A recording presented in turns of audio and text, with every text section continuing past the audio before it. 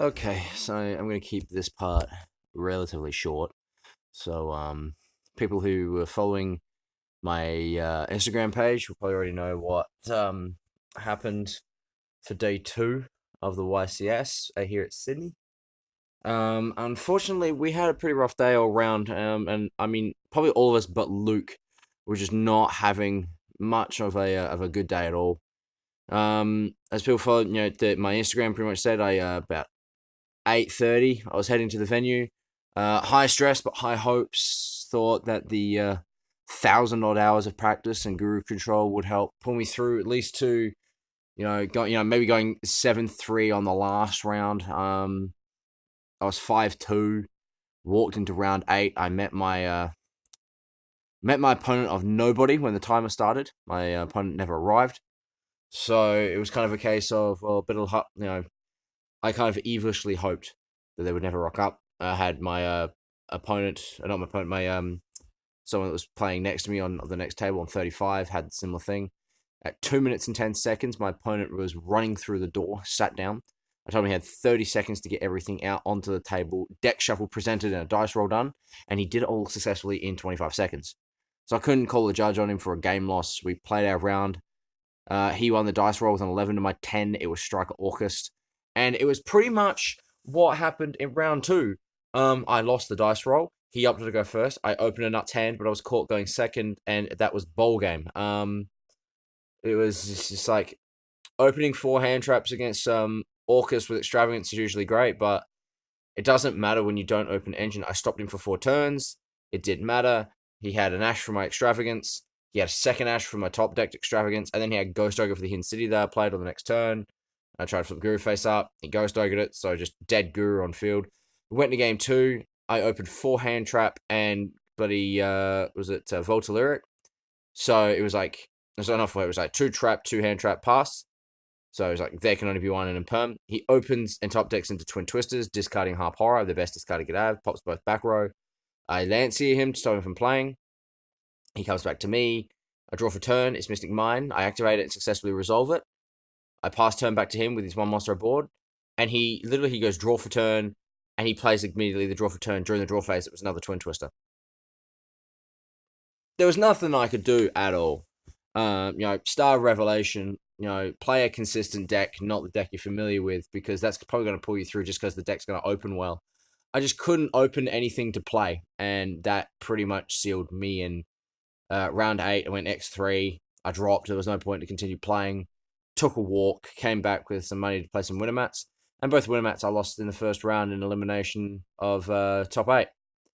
First match was against Striker Orcust. And again, I lost the dice roll. And I got thumped. It went 2-1, thankfully, his way. It didn't just go 2-0. But I got absolutely thumped. In the third game, I opened triple extravagance. And there's just nothing I can do when I've only really got a 2-card hand. Just nothing. Next round, I was playing against Magical Muskets, but again, I lost the dice roll. So it was just anything that I could do. Just a single dice roll win this weekend outside of round 6 would have been nice. Like, just every single dice roll I lost. I went second in every single round except the one that I won and the round against Cyber Dragon, so it really didn't matter in round 5. But it was just winner match. It was just losing the dice rolls. And I think we ended up counting. We had a little drinking game going on, which we didn't follow through on because we would have died. How many times I opened Cave Clash, Voltalic, or Umastrix, hard open in my opening hand. On round 7, the count was 21 times that I'd opened one of those cards. Like, it's a 44% chance to open any one card 3 of in the deck. So if you treat Cave Clash, Voltalic, and Umastrix as three of the same card in the deck, I have a 44% chance of opening one of them. And on average, I opened one of them in every fucking game that I played. Nothing I can do when you got chances like that. Luke ended up going X3 in round 9. Paul was already X3 walking into day 2, decided to play it through and stuck with his X2 records. He went 7-3, but no X3 made it. Braden was X2-1, decided to drop. Some people said it was a bad decision. No X2-1 made top cut and top 32. It was only X2s, so it was smart of him to drop to go play in the regionals.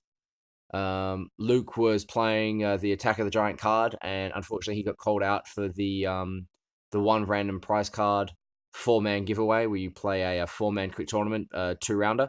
So he had to leave the Attack of the Giant card, which was like 160 odd people, I think, or something like that. He got into top 8.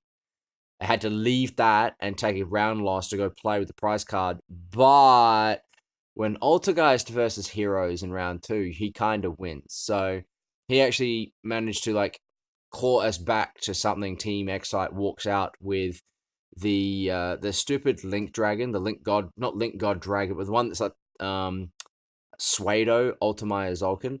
But it is a prize card. It's worth about $600 to $700. So that is at least something. But even he was having issues when it came to the Attack of the Giant card tournament and round day 2, where the deck was doing anything but draw well. Like, he was always playing with a bad hand almost every time. So, which is anything we could do to do well. I play Nick and Braden played in the Mega Original, and they were both X2 by round 4. By then, that's pretty much done. You don't get your invite with that, so it's just a bad day all around.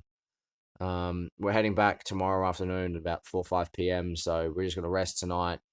Get up tomorrow. We found a sushi train that's about a kilometer further in that direction. So we're probably going to be hitting that and spending a lot of money. But yeah, just coming home a little, honestly, a little sour and a little defeated, unfortunately, because I was in high hopes with all that practice, but it definitely shows that it doesn't matter how good you are with a specific deck if that deck just simply can't compete due to consistency problems. So I think for the next YCS, it's definitely going to be come like October, target the most consistent deck of the format, grab that deck in its entirety if I'm looking to even think about top 32ing and play that. Because when you look at the top 32 breakdown, it was like 1 off decks everywhere, 2 Pendulum, 3 Salamangreat, and then 19 Striker Orcust. It's just because it's consistent, not even that because it's that powerful. It's just, it's so hard to stop that deck from rolling, and then even harder to stop it. So that's going to be what we end up doing for YCS Sydney, or wherever it ends up being next year. But I've got to look forward to the WCQ, which should be, we believe it's in July, if they continue with last year, make it the same time. Which basically means we're playing Master Rule 5 with about 3 months to try and figure it out. Right now, my target for that will be Light Swans, but I'm not entirely sure how I'm going to build that because there's so many viable decks depending on what strategy you want to play and depending on what Konami does ban list wise. Because I just may end up playing a deck that turbos out Scarlight, Red Dragon, Archfiend, King Calamity during my opponent's turn as a thought for all cards and effects that they can't respond to, and just play a bit of a degenerate Suedo FTK deck because if I can make it consistent, why not? But yeah, so this will be the last one. So YCS Sydney's over. And yeah, I have to apologize about the sour note ending. Bugger. Till next year, I guess. I'll see you all later on Twitch stream.